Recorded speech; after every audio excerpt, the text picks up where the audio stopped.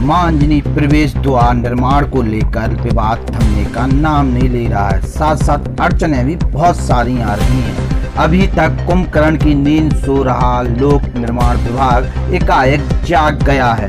ललितपुर में बने सैकड़ों प्रवेश द्वारों की जानकारी हो चाहे ना हो उस विभाग को, लेकिन मांजनी प्रवेश द्वार जो बनाया जा रहा है उसको लेके रमेश खटीक को नोटिस थमा दिया है और कहा है कि अगर आप काम नहीं रोके तो आपको हर जाना भरना पड़ेगा। अभी तक ये विभाग सो रहा था। बताते चलें कि मंत्री मनोहर लाल पंत और रमेश खटीक प्रवेश द्वार को लेकर आमने सामने हैं। जो जिला पंचायत चुनाव थे उसमें रमेश खटीक ने घोषणा की थी कि अगर वो जीतते हैं तो वो प्रवेश द्वार बनवाएंगे। उनका बच्चा वहां से चुनाव लड़ रहा था।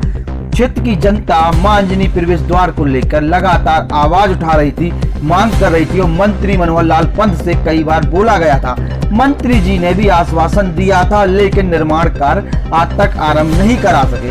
वहीं रमेश खटीक ने उसका काम आरंभ कराया और उसके बाद मंत्री जी खुद अपने गड्ढे खुदवाने के लिए, जहां पर रमेश खटीक ने गड्ढे खुदवाए थे उससे थोड़े और आगे गड्ढे खुदवाकर काम करवाने की कोशिश करते हैं, लेकिन जन भावनाएं उनके साथ नहीं होती हैं, वहां की जनता उनके साथ नहीं होती है और काम कहीं ना कहीं मन्नू कोरी की जगह रमेश खटीक कराते हुए नजर आते हैं। प्लर बन चुके हैं, काम लगा है और वहीं काम रोकने के लिए नोटिस भी थमा दिया है। देखने वाली बात यह होगी कि विवाद कहां तक जाता है, इसका राजनीतिक नुकसान किसको होता है और किसको उसका लाभ होता है। कहीं ना कहीं चुनाव सामने है और चुनाव के बीच में धार्मिक काम में इस प्रकार का रोड़ा लगाना जनता के बीच में मंत्री जी की किरकिरी करा रहा है, मंत्री की छवि खराब करा है और मंत्री के सलाहकारों के ऊपर भी सवाल खड़े होते कि इस प्रकार की सलाह मंत्री को दे कौन रहा है, आखिर ऐसा क्यों हो रहा है। अभी तक जो विभाग सो रहा था वो एकाएक एक्टिव क्यों हो गया है। रमेश खटीक ने कई आरोप मंत्री मनोहर लाल पंत पर लगाए हैं। आइए सुनते हैं क्या है उनका कहना।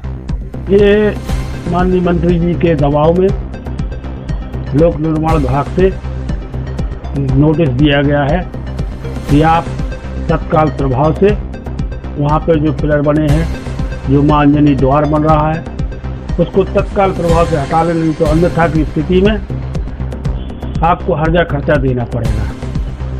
क्या कहना चाहेंगे? अब हम तो यही कहना चाहेंगे कि माननीय मंत्री जी शायद भूल गए कि राम मंदिर के लिए कितने ओड़ा लगे, कितने लोगों ने रोकने का काम किया, लेकिन राम मंदिर आज उसी जगह बन रहा है। मैं भी यही चाहता हूं कि मां अंजनी द्वार भी वहीं बने, चाहे सो FIR दर्ज कराएं, वो जो उनको करना हो खूब कराएं। माननीय मंत्री जी 4 महीने के लिए हैं बस मात्र।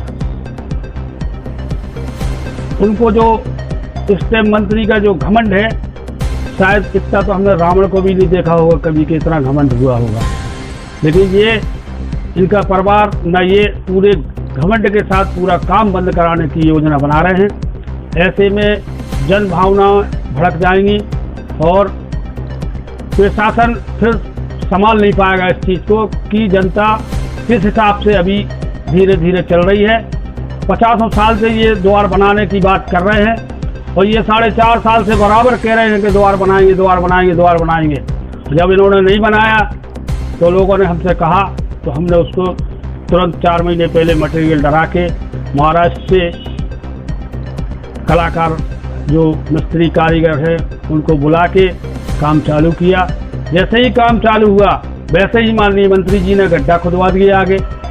जब गड्ढा खुदवा दिए मंत्री जी ने आगे, तो ये जो हमको ये चिट्ठी आज दे रहे जो लोग, उनको मंत्री जी को क्यों नहीं दी उन्होंने कि आपने भी तो सड़क के गड्ढे खुदवा दिए और वो सड़क किसी की नहीं है, जनता की है सड़क, ना कि PWD ने सिर्फ 8 फुट का रोड बनाया है।